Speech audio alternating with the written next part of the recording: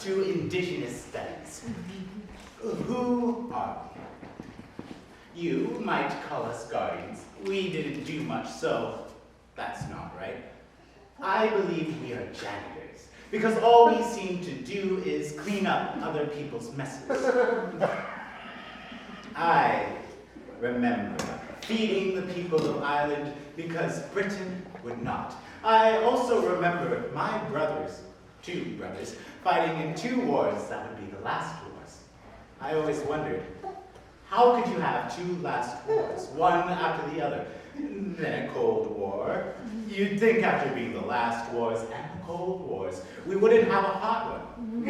And then we marched on Afghanistan.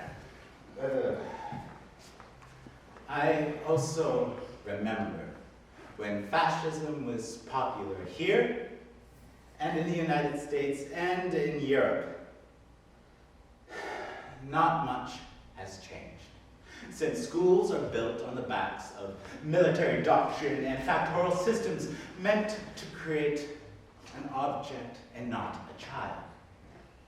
Say that these wars can be justified in the name of freedom, peace, and democracy. It's about killing another human being and driving their people out into the cold.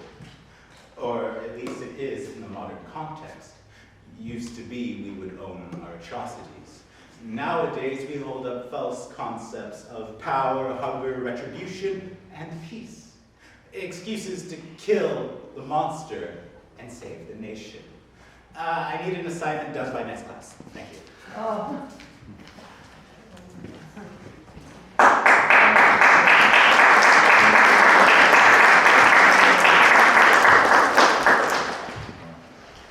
Okay. Every year, my family feasts an event. Some might call it a massacre. Others, a slaughter of a kind people. One year at the meal, my grandson spoke up. And he told me, at school, the teacher taught him that it was the white man that taught us to be normal like them. She told him 100 years ago to the day, our people murdered these white people. I had to stop him, and I had to correct him. I told him, my boy, Owl Child told me this story. It is the truth of what really took place on this day. Owl Child was just a young warrior at the time. He was left back to protect the old-timers, women, children. The men were out hunting, as rations were low at the time. They were having a dance this night, and in the middle of their dance, as they were going along, everything froze up, and they heard hooves of the horses stampeding across the frozen plains. Heavy Runner was the chief at the time. He got up and he walked out to go find out what the chaos was all about. He came back in a hurry, and he took the paper that said, we had peace with the white man. As he exited the teepee, a gunshot rang out, and this sent everybody in the teepee into a panic. They ran out, and when they went out there, they found Heavy Runner with a hole through his chest. The rest of them tried to make it to the bush. There was only 8 of them that made it. Owl Child and the rest tried their best to protect them. As they waited in the bush, they hid in snow caves. And they waited a long time until they heard the soldiers leaving victoriously. So they got up and they cautiously crossed back to the camp. When they got to the camp, they were welcomed with a gut-wrenching sight.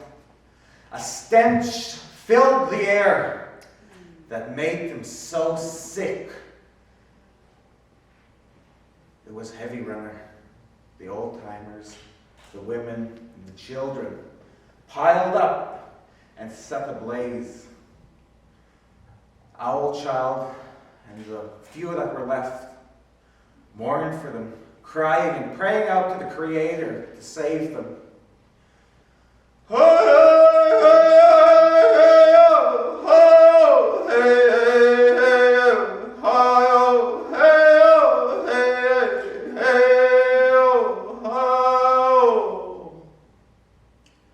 But Owl Child knew that they had to move on. So they packed up what provisions they had, and they set out. And they walked into the night, fighting all the elements, until day broke, and the sun rose, and they were welcomed by the sight of a camp. Now they knew by the designs on that camp that that was Mountain Chief's lodge. So they called out, "Okay, Ninastaco!" And sure enough, the old man came out and welcomed them in for a feast. As they ate, they told Mountain Chief of the night's events. Mountain Chief told them that he had a story to tell them. A few moons before this night, Mountain Chief and his band were camped at the Two Medicines River, and they were learning to work the plow, become ranchers, and civilize.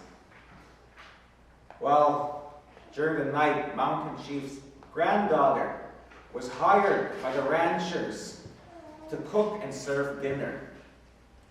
After dinner, the ranchers took to the drinks, and after a few drinks, they had the granddaughter, one after another. When they passed out, she broke free and ran back to the camp and told Mountain Chief, in a fit of rage, gathered up scouts and went to the ranch and killed the rancher and his ranch hands. After that, Mountain Chief hung his head, and he knew that he should have acted from a place of understanding, from his heart. And he knew that violence wasn't the answer.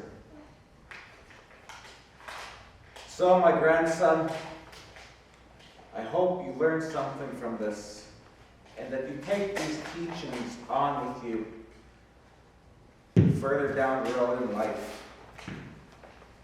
Hey, ho, hey, hey, ho, hey, hey, hey, ho, hey, ho, hey, hey. You got that assignment ready? Welcome back to Indigenous Studies. Unjustifiable is a magnificent word to help you understand what it is to take a life.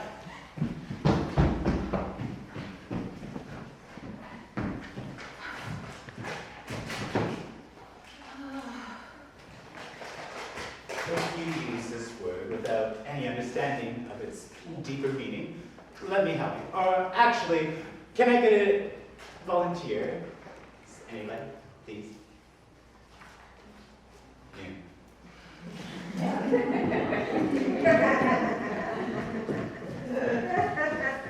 Please sit.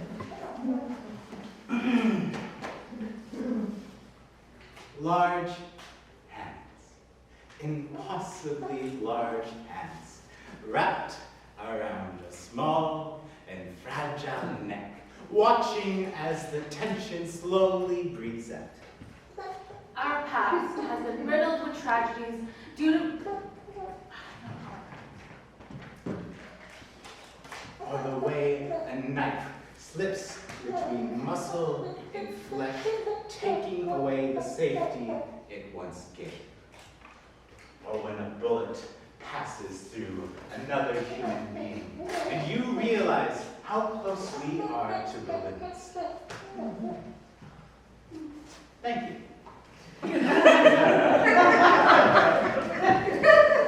Our past has been riddled with tragedies due to residential schools, forcing the children to assimilate, to endure endless violence and torture. It changed who they were. These children didn't know love or affection and were unable to love others, sparking the fire to a long history of addictions and mental health. Our blood has reached its boiling point. Our souls cry for a war that never came, of times when we were children holding strong against paper-thin hands in the institutions of concentration. It would be easy to skin a white man's head and introduce him to the thought of calamity and retribution. That's not the way forward, though. I wonder if that still is the main reason why alcoholics and addicts use to justify why they are the way they are. Could there be something as simple as they only care about themselves? Selfishness. Can we still keep blaming the colonizers? My sister's kids are old. I guess that makes me a fossil.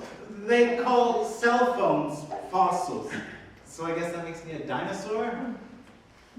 I once asked the chief about one of our reservations what it is that is destroying our communities. He said it was drugs. Imagine an alcoholic checking into rehab. After weeks or months in the program, they decide to relapse. Is that selfish? Yes. They choose to drink and have a good time and put all the responsibilities on the back burner just to enjoy that first drink again. And it won't be their last one either. When they're lying there hungover the next day wondering where they went wrong, that's the only time they think about what they did. He also said it was residential schools. I don't think it was drugs or even that it was residential schools. Not really.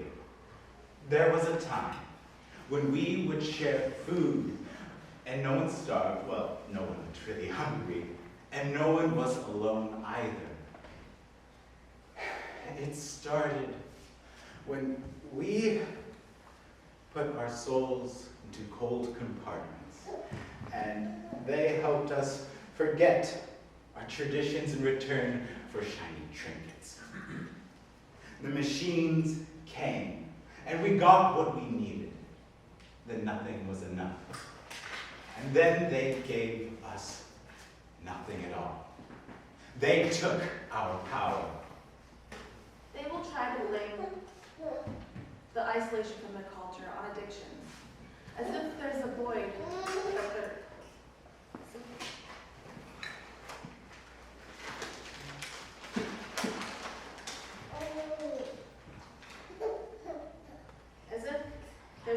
that they're trying to fill.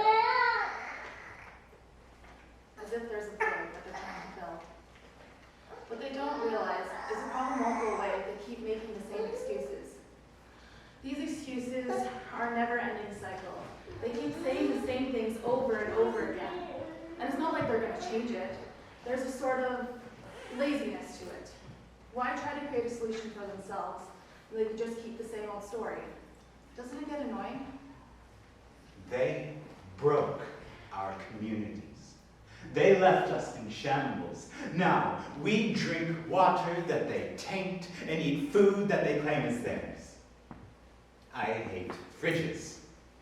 That's all fridges do, is they hold on to everything until it rots. Are you going to hold on too? I'm sure everyone has known a family member or a friend that has been an addict.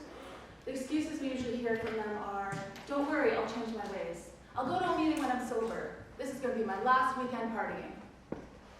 Yeah, keep telling yourself that. When are you actually going to do it? We've all been there, through addictions and whatever life throws at us. But life goes on and things will get better. We can't let it consume us. Our people have survived for such a long time before the residential schools corrupted us. The next generation doesn't have to suffer because of our choices. No, no, no, no, no.